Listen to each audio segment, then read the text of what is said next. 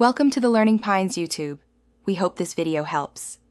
You start by prepping both devices, charge the watch above 20% and unlock it. On your phone, open Settings and turn Bluetooth on so it can discover new devices. Make sure any active Bluetooth audio or wearable connections are paused or disconnected. This prevents automatic reattachment. Once done, open the watch's Settings app and go to Connectivity or Bluetooth right away. You're initiating Discovery now, which lets the watch broadcast its name for pairing, so keep both screens awake while it searches. You now put the watch into Discoverable or Pairing mode. Navigate to Connectivity, then Bluetooth, and choose Pair New Device or Make Discoverable. This signals the phone to detect it. On the phone, scan for nearby devices and select the watch name when it appears. When a pairing code appears on either screen, compare the digits and confirm on both devices.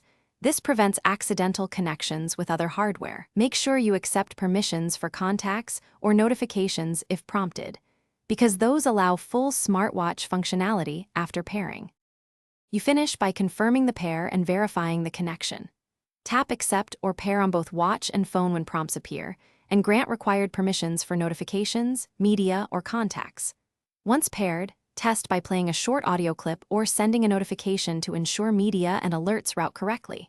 If pairing fails, first toggle Bluetooth off and on, then restart both devices and try again. This clears temporary glitches. If problems continue, remove old pairings from the phone and repeat the process to force a clean connection. Thanks for watching. Consider subscribing if we helped you.